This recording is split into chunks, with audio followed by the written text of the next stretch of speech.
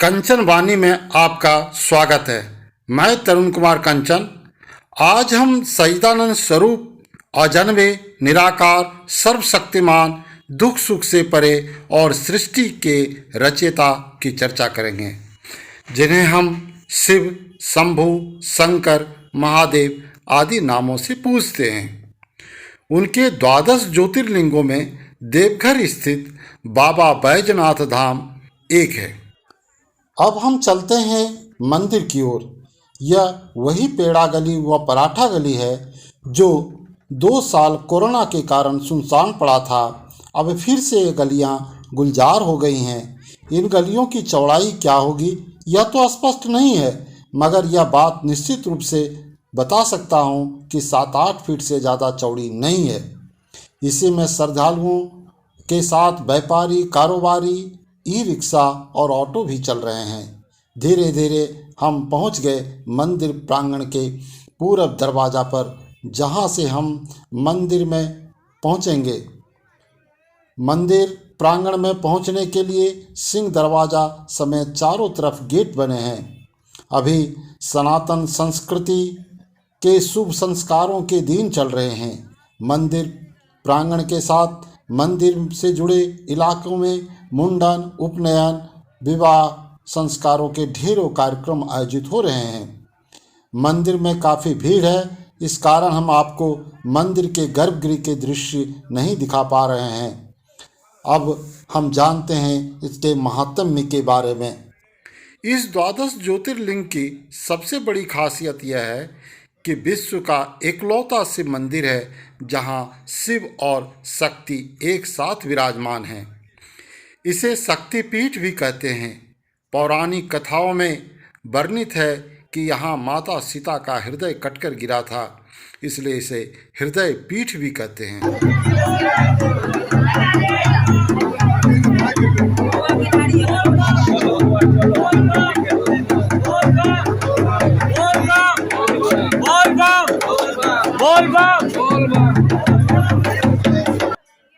मान्यता है कि बाबा भोले के भक्त जब सावन में बाबा बैजनाथ मंदिर में कांवर लेकर आते हैं तो उन्हें शिव और शक्ति दोनों का आशीर्वाद मिलता है।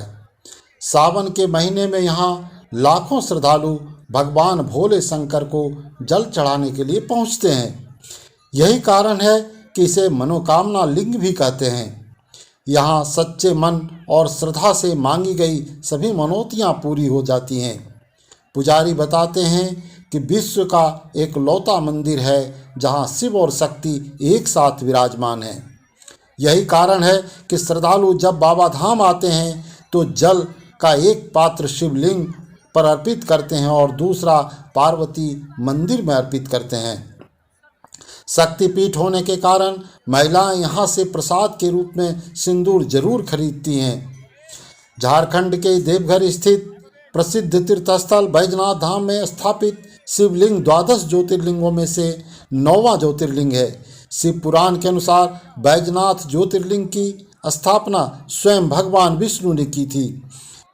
इस स्थान के कई नाम प्रचलित हैं, जैसे हरितिकी वन, चिता भूमि, रावणेश्वर कानन, हारपीठ और कामनालिंग।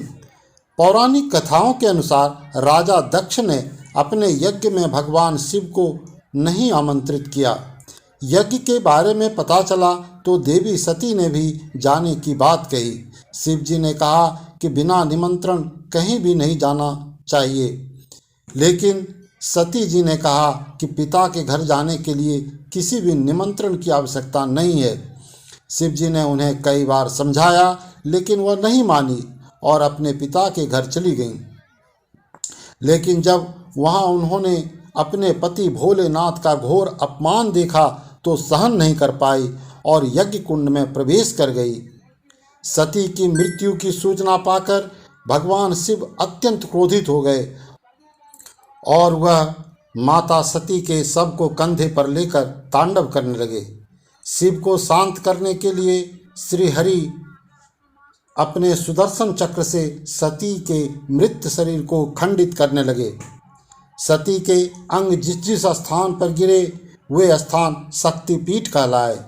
मान्यता है कि इस स्थान पर देवी सती का हृदय गिरा था। यही वजह है कि देवघर को हार्दपीठ के नाम से भी जाना जाता है। बैजनाथ धाम में स्थापित शिवलिंग के बारे में बड़ी दिलचस्प कहानी है। प्राचीन कथाओं के अनुसार लंकापति रावण ने भगवान शिव को प्रसन्न करने के लिए कठिन तपस्या की। रावण की तपस्या से खुश होकर भगवान ने उससे वरदान मांगने के लिए कहा था। रावण ने कहा कि वह अपने साथ लंका ले जाना चाहते हैं। यह सुनकर सभी देवता परेशान हो गए। ब्रह्मा जी के पास गए और कहा कि शिव जी रावण के साथ लंका चले गए तो सृष्टि का कार्य कैसे होगा। इसके बाद ब्रह्मा जी ने भगवान शिव को सोच समझकर वरदान देने के लिए कहा था। इस पर शिव जी ने रावण से कहा कि यदि तुम मुझे लंका ले जाना चाहते हो तो ले चलो, लेकिन मेरी भी एक शर्त रहेगी। भगवान शिव ने रावण से कहा, जहाँ भी मुझे भूमि स्पर्श हो जाएगी मैं वहीं स्थापित हो जाऊंगा। इस बात पर रावण सहमत हो गया। भगवान ने एक शिवलिंग का रूप धारण किया। इसके बाद रावण शिवलिंग को लेकर जा रहा था। इसी दौरान भगवान शिव ने रावण को लघु शंका की इच्छा जगा दी।